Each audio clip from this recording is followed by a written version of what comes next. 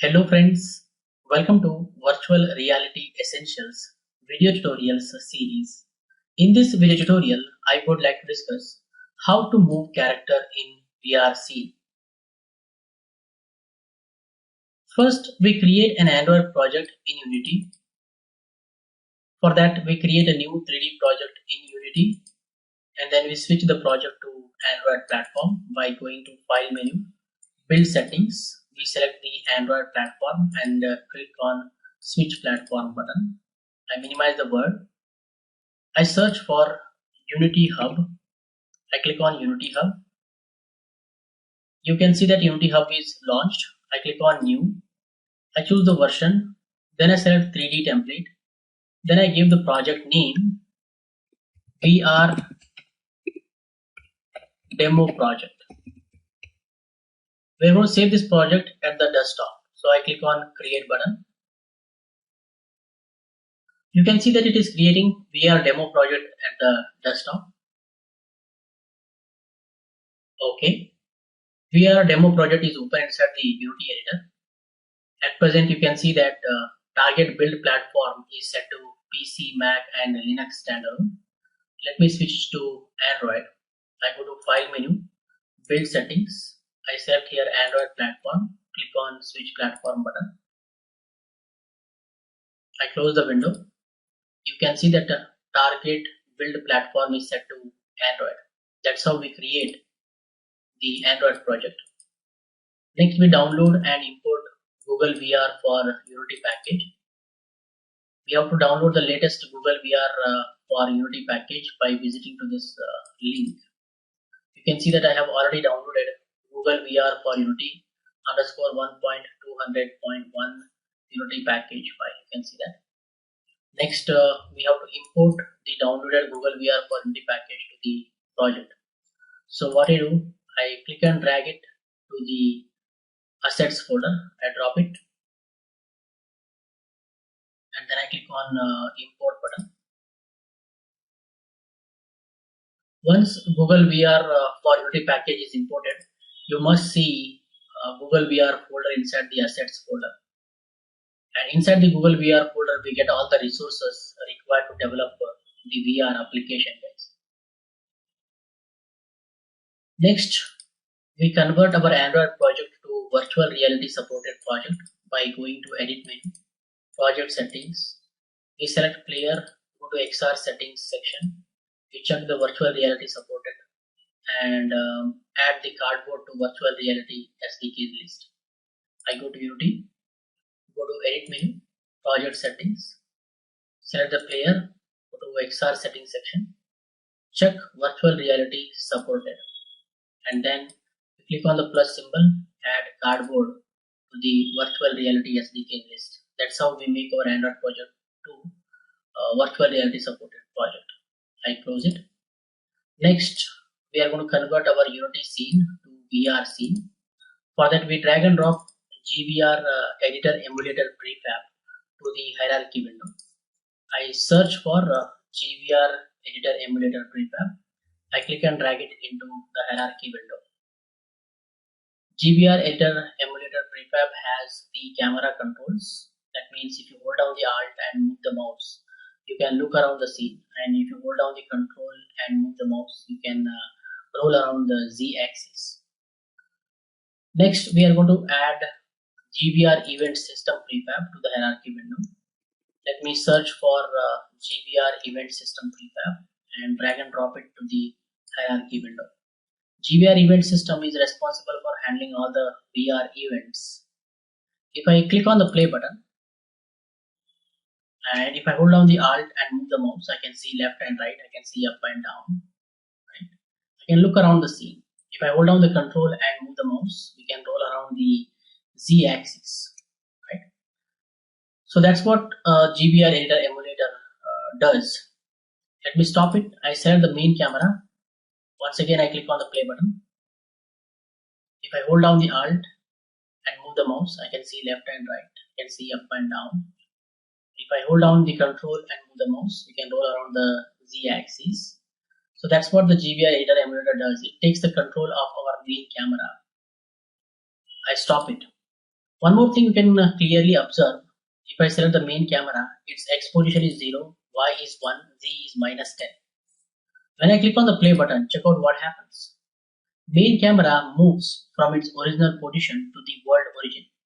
Main camera is placed with respect to the world origin. You can see its position X, Y, Z set to 0, 0, 0.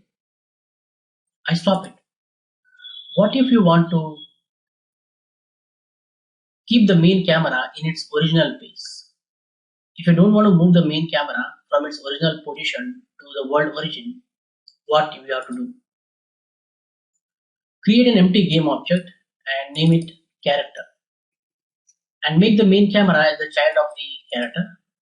Select the character, go to game object menu and say center on children. Let me go to Unity. Let's create one empty game object. I say game object, create empty, and then we name it character. We make the main camera as the child of the character, and then we select the character. You can see the character's X, Y, Z position is set to 0, 0, 0.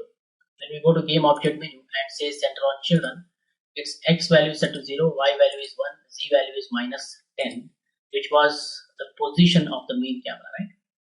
Now what happens, our character is the parent of the main camera. So main camera is placed with respect to its parent, not with respect to the world origin. Main camera is placed at the origin of the character, guys. If I click on the play button, you see that our main camera stays in its place. It's not moved from its original position to the world origin. So like that, you can make the main camera to stay in its place, in its original place, right? Next, we add GVR reticle pointer prefab to the main camera and change its color to red. So let me search for GVR reticle pointer prefab. I drag and drop it on the main camera. And by default, GVR reticle pointer comes with the white color, you can see that. Let me change its color to red. I close it. Let me select the main camera and click on the play button. Now you see there is a reticle pointer added, right? The red color reticle pointer is visible. If I hold down the Alt and move the mouse, you can see that the reticle pointer also moves with respect to the camera's rotation. You see that? I can see left and right, up and down, right? So that's the reticle pointer which is placed in front of the main camera, guys. Next, we add GVR pointer physics raycaster component to main camera. I select the main camera, click on add component and add GVR pointer physics raycaster component. GVR pointer physics raycaster component casts a physics ray from the main camera in the forward direction. We can take help of that physics ray or the casted ray to check out or to trigger something if the reticle pointer enters the specific area or exits from the specific area, etc., etc. So we can handle pointer events. Now we have successfully converted our Unity scene to the VR scene. Let's save it. I just say file and save. Next, what we do? Next, we make the character move. At present, our character is not moving. It is just a static camera which we can just rotate. Right? Let's create a cube with the name ground. Let me go to game object menu, say 3D object and say cube, and we rename it to ground. And let me scale it in x-axis by 20, scale it in z-axis by 20, and I move it down by -2 units. Okay, that's the ground. Next, what we do? Next, we add character controller component to the character game object. At present, our character game object is just an empty game object, and you can see it has just a transform. I click on add component and search for character controller component. I add it. When you add a character controller to the character game object, check out what happens. I select the character and press the F key to focus on it. You can see that character controller adds the capsule collider to our character, as well as it gives set of properties which we can adjust according to the requirement. Like for example, slope limit. It allows us to set the slope limit, that means the maximum angle of the surface on which the character can climb. We can set step offset, which actually indicates maximum height of the step on which the character jump and stands. We can set the radius of this collider. We can set the height of this character. Let me set it to 3 height. You can see that the height is increased, as well as we can offset this collider. Let's move it down. So I move it down by minus 1.5 units, so that the camera sits on top of the collider. Let me select the character and press the F key again. So that's our character. You can see that, and I can move it a little bit up and a little bit forward, so that it is placed above the ground. Okay, that's good. Okay. Next, what we do after adding the character controller, we are going to create a C# script called as character movement.cs file. Let's create it, and we attach it to the character.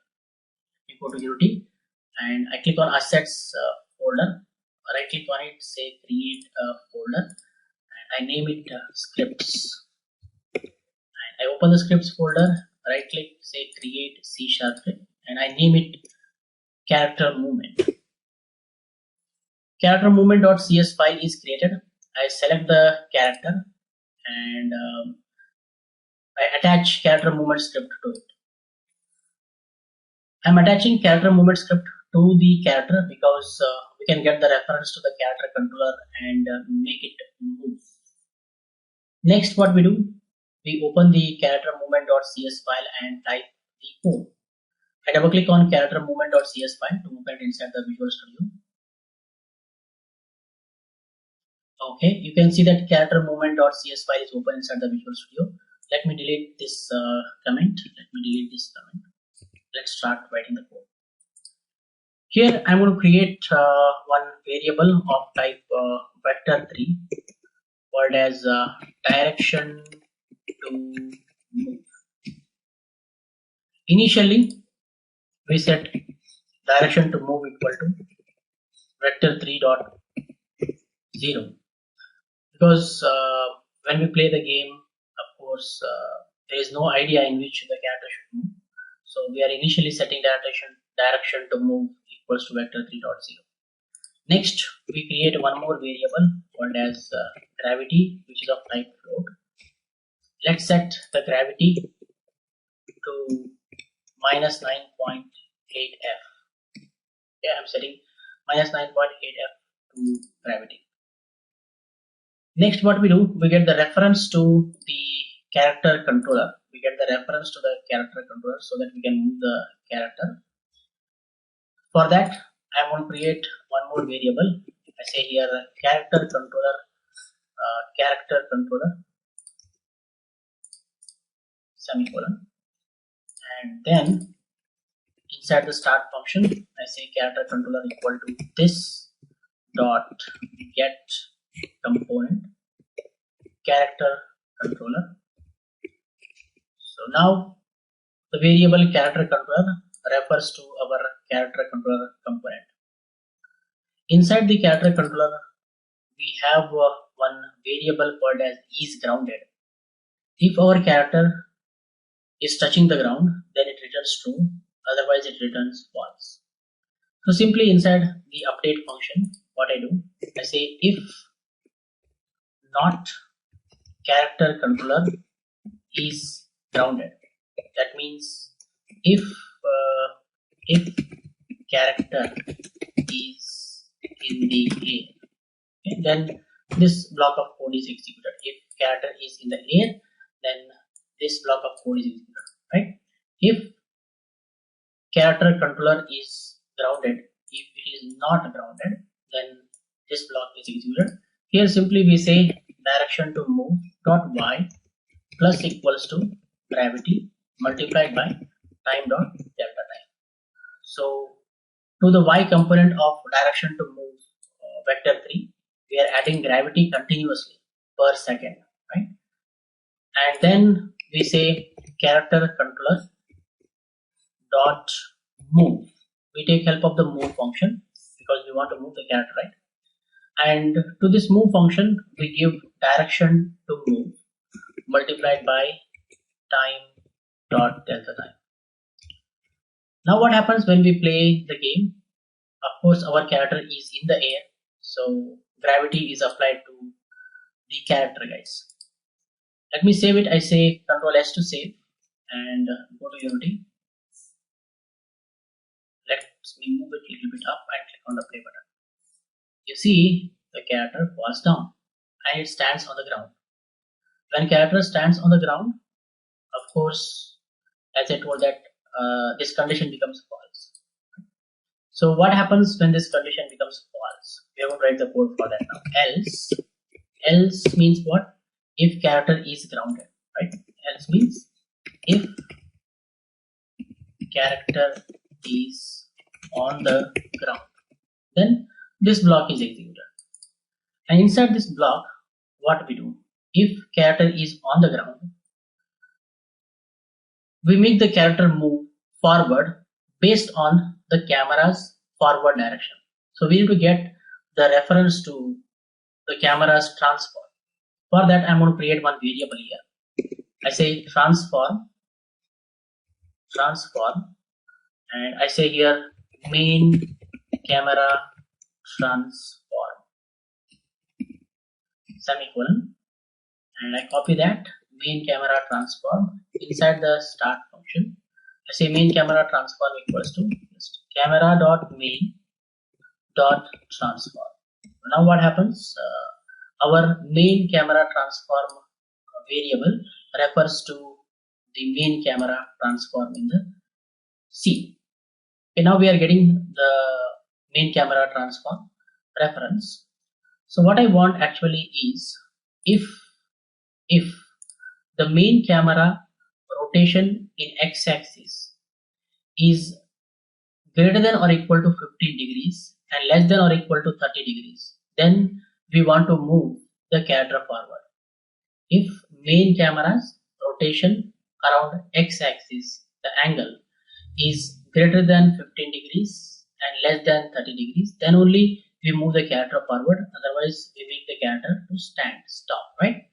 So for that, I'm going to write the code here. If character is on the ground, we just write this code. If main camera transform dot Euler angles dot x greater than or equal to 15f and main camera transform dot Euler angles dot x less than or equal to 30f. If it is within that range, that means if main camera rotation around x-axis is greater than 15 degrees and less than or equal to 30 degrees, then we calculate the direction to move. Okay, direction to move equal to main camera transform dot transform direction vector 3 dot forward, vector 3 dot forward. So we're getting the forward direction of the main camera. And also what I do, I am going to create one more public variable. Let's create here a public float speed variable, and we set the speed inside the inspector. That's the reason I have created it as a public variable. Let me say Control S to save and go to Unity. And if I select the character, you should see a speed variable available here. Let me set it to 5. Hit enter. Now speed is 5. You can change it at any time. Here I say direction to move equals to direction to move multiplied by speed. Okay. And else that means if main camera transform dot Euler angle dot x is less than 15 degrees and greater than 30 degrees, then we simply say direction to move equals to vector 3 dot 0. Okay.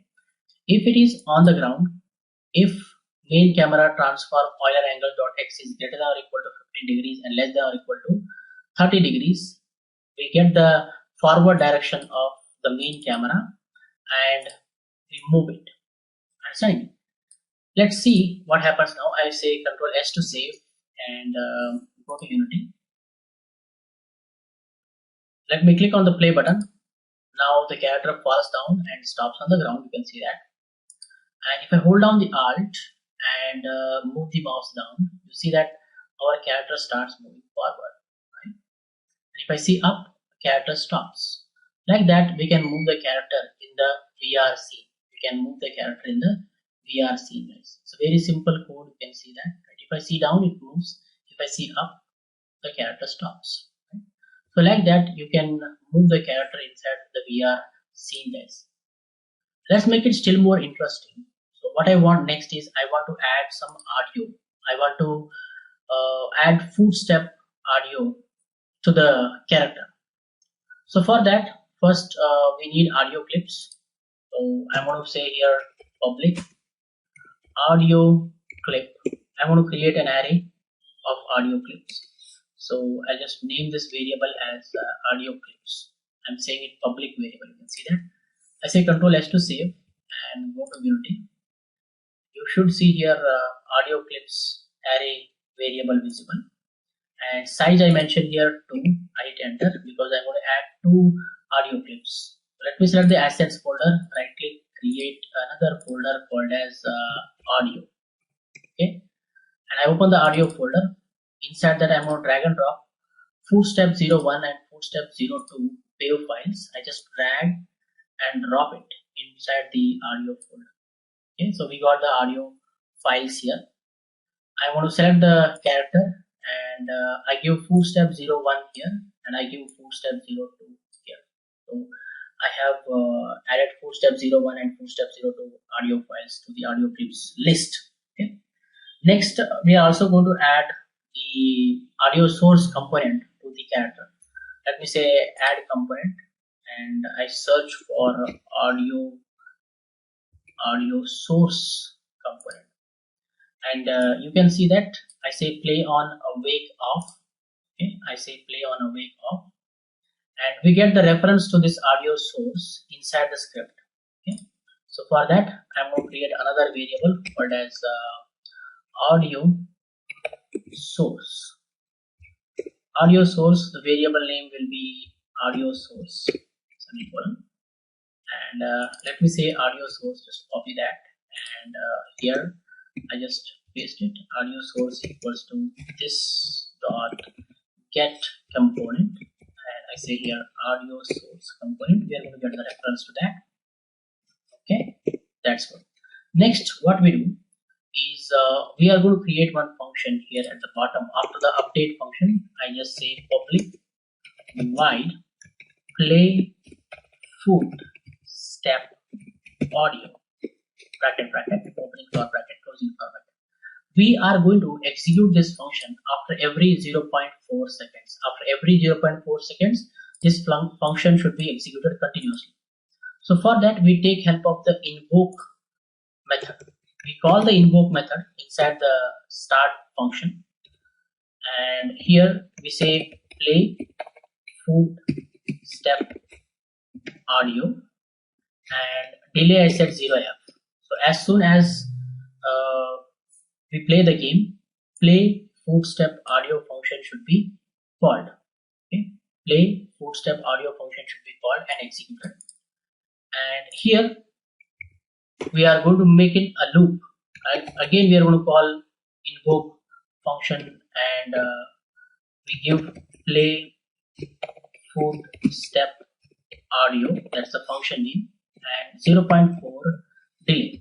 So what happens after every 0.4 seconds? Play footstep audio function is called and executed, whatever code is there inside. Here we are going to copy this code from this place. I'm going to say Control C to copy, and we paste it. Okay. This block of code is executed if character is moving. Okay, if character is moving. Okay, and this block of code is executed if character is not moving. So if character is moving, definitely we have to play the footstep audio, right? So what we do first, we create one integer variable called as n equals to, we say random dot range. We use this function. A random dot range returns a random float number between minimum and maximum value, and maximum value is exclusive. So if I say here 0, 2, random dot range returns either 0 or 1. So either 0 is stored inside n or 1 is stored inside n. After every 0.4 seconds, it generates one random number between 0 and 1. Okay, and then what we do, we say audio source dot clip. Here we say audio clips of n. So we pass n variable to audio clips array. So audio clips of 0 is stored inside, or audio clips of 1 is assigned to the clip. So randomly some either footstep 01 is will be the audio clip, or footstep 02 will be the audio clip. And then we say audio source dot play. We play that footstep sound. Okay. If character is not moving, simply we say audio source dot stop. Stop the audio playing. Right. Let me save it. I say Control S to save. If everything is perfect, we should hear audio playing. Let me minimize it and click on the play button. Now the character falls down. That's great. And if I hold down the Alt and move the mouse, you see that we can hear the footstep sound. The character is moving on the ground. Right? If I see up, the audio stops playing. And now again, audio plays, audio stops playing. Like that, you can add footstep sound to your character heads. So I hope you guys have clearly understood how do we make the character move in the VR scene. Once you are happy with everything, you just save the scene and build the application, create an APK file, install it inside your mobile, and put the mobile inside the VR headset and put the headset on your head. And of course, you can look around the scene, you can walk around the scene, you can stop wherever you want. That's it guys for this video tutorial. I hope you guys have understood everything. For this video tutorial, we'll stop here. If you like this video, hit the like button and share with your friends so that everyone will get benefited. For more benefits and be up to date, do not forget to subscribe to our YouTube channel. Keep learning, keep coding, keep sharing. Thank you guys. Thank you very much. See you in the next tutorial.